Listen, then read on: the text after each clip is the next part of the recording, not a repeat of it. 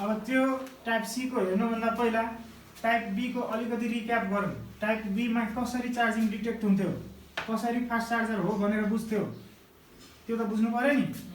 के हुन्थ्यो type be मा? कनेक्टरमा कतिवटा पिन? 5वटा हैन। एउटा पोजिटिभ 5 भोल्ट हैन, भी बस भन्छ यसलाई।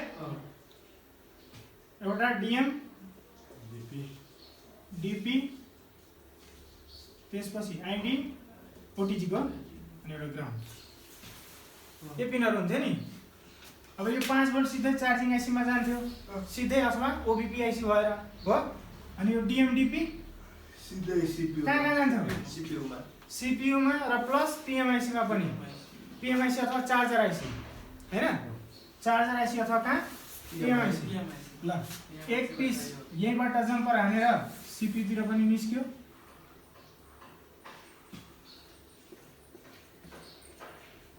अर्को पिस कहाँ गयो? जसले चार्जिङ आईसी सपोर्ट गरे त्यहाँ गयो। एउटा कुरा पीएमआईसी मै जान्छ भन्ने छैन, चार्जर आईसी मा पनि जान सक्छ। बुझ्यो हैन? एउटा कुरो। अनि जस्तै एउटा अस्तिको तपाईँ मेरो पसल आउँदाखेरि एउटा केटाको डाइरेक्ट यो चार्जिङ प्लेसमेन्ट मोबाइल गएको थियो नि, हो यो डीएमडीपी ले मारेको मोबाइल।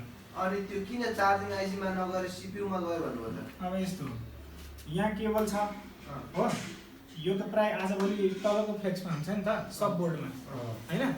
सब बोर्ड तपाईले लोकल कम्पनीको ल्याउनु भयो, ल्याउँदाखेरि के पर्यो त, जहाँबाट 5 भोल्ट जानु पर्ने त्यहाँबाट गएन, डीएमबाट 5 भोल्ट गइरहेछ। त्यो डिजाइनरले गडबड गरिदियो। डीएम डाइरेक्ट कहाँ छ? अनि पावर यो चार्जिङ आईसी हुनु पर्ने नि त। चार्जिङ आईसी त त्यसको रेन्ज हुन्छ 5 भोल्ट सम्म ह्यान्डल गर्न सक्ने, तर यसले ह्यान्डल गर्दैन। 3.3 हो यसको म्याक्स। त्यो भन्दा चार्जिङ आईसी मा गयो, चार्जिङ आईसी ले लोड थाम्न सक्यो। यसले सक्दैन। नम्बर्ने एउटा मात्रै छ चान्स। के चान्स छ थाहा छ? यो लाइनमा डायोड हुनु पर्यो। यो लाइनमा यदि डायोड भयो भने अब त प्रोटेक्सन भयो नि त, जेनो डायोड भयो भने। अब के गर्छ? यहाँबाट 3 भोल्ट भन्दा धेरै आउन खोज्यो भने यसले ग्राउन्ड हानिदिन्छ। प्रोटेक्सन छ भने बच्ने चान्सेस भयो।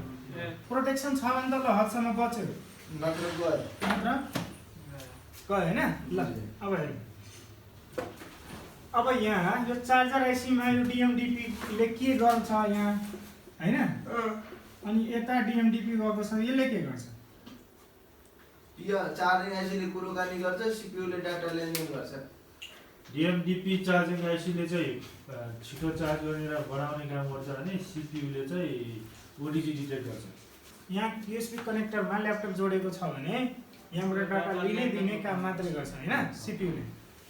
तर चार्जर आईसी ले यहाँ कस्तो चार्जर जोडेको छ, फास्ट चार्जर जोडेको छ कि कस्तो छ त्यो डिटेक्ट गरेर फास्ट चार्जिङ गर्ने कि नै त्यो डिसाइड गर्छ।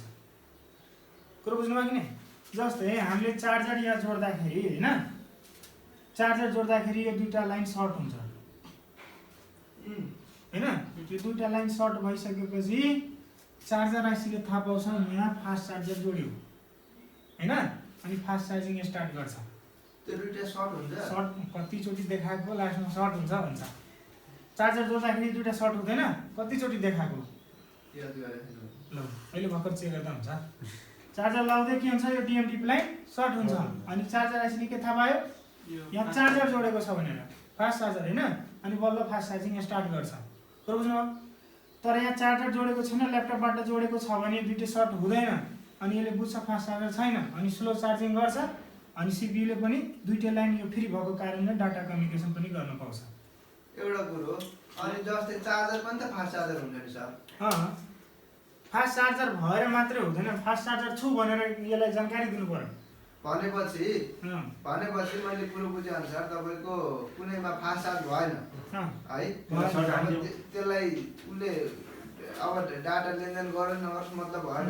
डीएमडीपी सर्ट हाल्दा के फरक पर्दैन?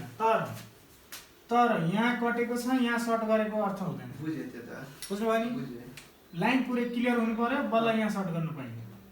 हुन्छ के हेरौँ, डीएमबाट लाइनबाट 0.6 भोल्ट आउँछ, बुझ्नुभयो? अनि यो सर्ट भएर 0.6 भोल्ट यता जान्छ, अनि यहाँ 0.6 भोल्ट पुगिसकेपछि बल्ल बुझ्छ यसले फास्ट चार्ज। यहाँबाट निस्केर एउटा भोल्टेज यसरी घुमेर जान्छ। अब अहिले चाहिँ मैले बुझेँ है। अब एउटा कुरा यो ओटिजी को चाहिँ ओटिजी त यसले के गर्छ नि आइडीलाई ओटिजी चाहिँ कुनमा कनेक्ट हुन्छ भने के सर सिपीमा अथवा चार्जर आइसीमा चार्जर आइसी कस्तो छ तपाईले उल्टो 5 भोल्ट आयो भन्नुहुन्छ नि ओटिजी लाइन यदि ग्राउन्डसँग सर्ट भयो भने यो लाइन चार्जर आइसीलाई सीपीयूले कमान्ड गर्छ ओटिजी जोडेको छ है भनेर अनि यसले के गर्छ त उल्टै ब्याट्रीको भोल्टेज लिएर उल्टै यहाँ 5 भोल्ट पुर्याइदिन्छ ए बुझ्नु त्यति यो आइडी मात्र ग्राउन्ड गर्दियो भने 5 भोल्ट आयो यो आइडी मात्रै गरिदियो भने हुन्छ यो जे सुकै गरोस् मतलब छैन ठीक छ त्यसो गर्दा चार्ज हुँदैन है देखाउँछ चार्ज कहाँ हुन्छ उल्टो फर्कियो नि त चार्ज भएको त्यो उल्टै फर्किन्छ बनाएर चाहिँ चार्जिङ मिटर छ भने लगाउने बित्तिकै त्यो बल्छ